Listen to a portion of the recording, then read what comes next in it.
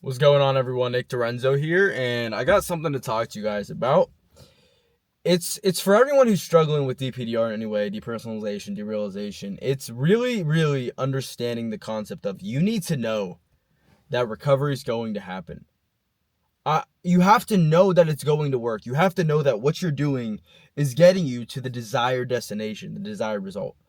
Without knowing where it's taking you, it's going to be very difficult to actually not only go all in, not only give it your 100%, but to really do the correct work, because it all goes into your subconscious. When you lack belief, when you lack intention, when you lack knowledge on knowing where it's going to take you, the steps you actually apply, the work you do on a day-to-day basis isn't actually up to par with the work that you could do or the habits you could have. And what will happen is you will limit your potential. You'll limit the person you can become. And I tell you guys all the time, in order to recover, you have to truly embody the best version of you and the highest version of yourself. And that limiting belief that's holding you back is going to be the thing that stops you. Okay, so before we get into it, I want to mention a really good story I saw on TikTok.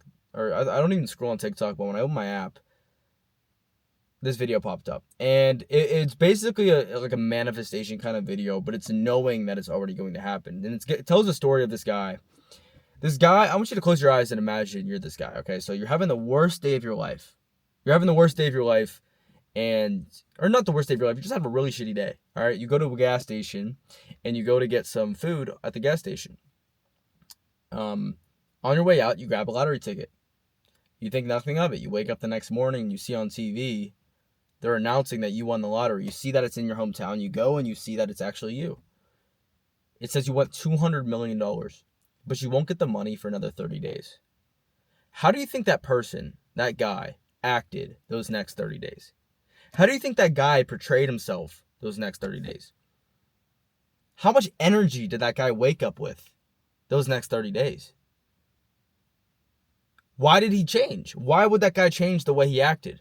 Because he knows. He knows that the actions he's taking, regardless of what happens, the seed's already planted, the order's already in place, the money's going to come in. When you want to recover, when you want to overcome DPDR anxiety, when you want to get your life back, you have to just know. You have to place that seed in place, but understand that it's going to sprout. It's going to plant that tree. It's going to come on the other side. And the biggest thing is people, they constantly check their symptoms. They check what's going on. They check to see how they feel. They check to see, oh, if my vision's still messed up.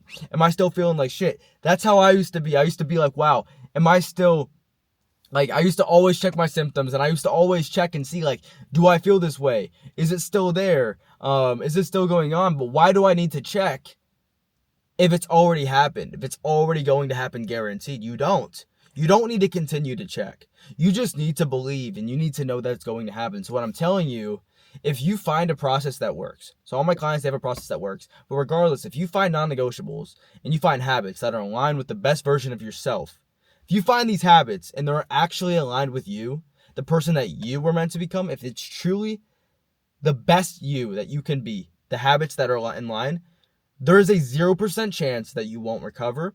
If one, you're not scared of it. Two, your habits are in line with the best version of you. And three, every single day, it's all in. If you can live by that, breathe by that, act like that, recovery is guaranteed. So knowing that, you need to drop the need to recover. That's the last part. You do all the right things, but if the expectation on the outcome and the result is still there, you're not going to actually become who you could become. You're not going to become the person that you could be.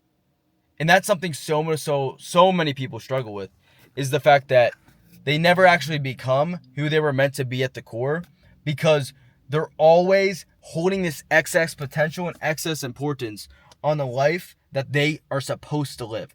When you know where the actions are taking you, when you know where the process is taking you, there is no need to check and see if it's working.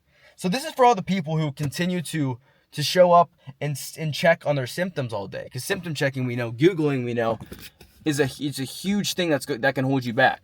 And that's what happened with me. So this is for all those kinds of people.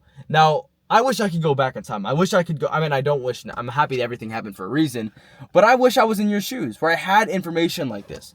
Because back then, I didn't know what was working. I didn't know what would work for me. I didn't know a proven system that would get me to my desired result. Therefore, it was always me guessing. It was always me hoping. And it was always me wishing. Hoping that I somehow get lucky or I just get the result. No. It should never be that. You should just know. At the end of the day, if you are doing everything in your power and you're living as the best version of yourself, you have all the right to detach and let go from the outcome. And as soon as you get to that point, boom, your life comes back. It's insane. Something I also want to mention is the fact that so many people hold themselves from truly being the best version of them. Okay? They stop themselves from living up to their full potential because they put a barrier and a limit on where they're supposed to go in life. And that's one of the biggest problems you can have as a man, as a woman, as a human being. If you hold yourself up to a limited potential, you'll never reach your full potential. I was on a call with a client today. I asked him, I was like, the best version of yourself. How does he walk, talk, act, move? How does this person act? And he was like, well, this, and that. And I was like, dog, is that the best version of you? Like, the best version of you is the greatest version of yourself that you can comprehend. If you can conceive and believe that this person exists, that's living proof within itself that it's possible that that person exists. You can't imagine a color that doesn't exist. I was like, if you can imagine this person, that's the best version of yourself. If you want to be a billionaire, if you can conceive and imagine a billionaire version of yourself, I don't think I can. But I'm saying that's the best version of you. You can imagine this, and that. That's the best version of you. It's the conceiving and believing that that version exists that makes it actually possible. And a lot of you guys, you set yourself short, so you're not working even 10% as hard as you should be. When you have a limit, when you set yourself short from your full potential, there's always this limiting belief subconsciously that stops you from moving at your best self. Also, when you're not living up to when you don't imagine your full potential, you're not actually aligning your habits correctly. Anxiety, derealization, these things are all signs of misalignment with the best version of you. In order to become aligned, you have to really be aligned with the best you. And the best you doesn't limit themselves short. They don't cut themselves short. And they also don't check their damn symptoms. They trust the process. That's why these two things go hand in hand. But the biggest takeaway I want people to understand is like, you can recover and you will recover. It's guaranteed if the process is correct. So why need to check on the outcomes? Why need to check on the outcomes? A lot of people are so worried about their symptoms, about derealization, about the problems that they have, that all their energy goes into this one thing, and that's trying to recover. When all of your energy goes into one thing, all of your focus goes on that thing. And I want you to think about it like this. Your brain is like a supercomputer. There's a bunch of programs going at once. Now, when you are so hyper-focused on one thing, like DPDR, like your symptoms, your brain cancels out all the other noise. It cancels out everything else, and it hyper-focuses on the one thing, which is your symptoms, which is the DPDR. What you need to do is to start tuning in to the other programs, okay? The other tabs that haven't loaded yet. You need to open them all up and start giving them attention. Because think about it like this. If you were scrolling on your phone, on your For You page, on TikTok, whatever, if you're scrolling, even if you hate a video, even if a video is sad and depressing, you don't want to watch it at all, if you engage, if you watch the whole video through, you like it, you save it, you comment, whatever you do, if you watch that video, even if you don't like the video, you're going to get more of it. Your brain is like a mental For You page. Now, the way that you unlock the best version of you in the actual other programs is by tuning in to the other things in life that you actually enjoy. Okay, you want to engage with the thoughts you like, okay? And make those programs, make those videos mentally take over everything else. And the way you do this is by doing things that you know you love to do, but you might have lost passion for. A lot of people are like, well, I don't know what the best version of myself does. I don't know what the best version of myself does. How does this person act? I don't know any of this. And if you don't know how this person act, like if you if you don't know what they do, think about some of the things you used to love and you lost passion for. Because DPDR a lot of times makes people lose passion. So if you lost passion for anything in life, do what you lost passion for until your brain starts liking that. It starts getting a reward from doing it. For example, I used to love the gym. I got DPDR. I got out of shape, lost all the gym.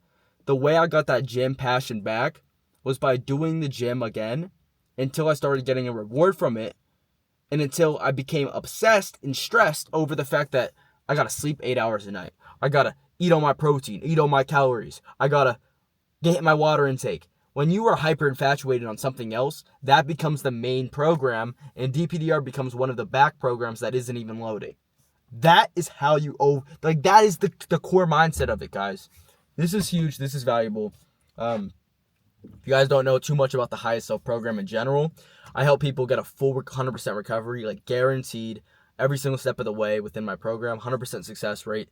If you guys want to recover, if you want to get your life back, my Instagram's in the link in the bio. You can connect with me on there, DM me Freedom, and we can see if you're a good fit. But at the end of the day, we're all in this together. We're all going to be the best version of ourselves, regardless if you have DPDR or not. I care about every single one of you guys. Let's keep killing it. Catch you guys in the next video.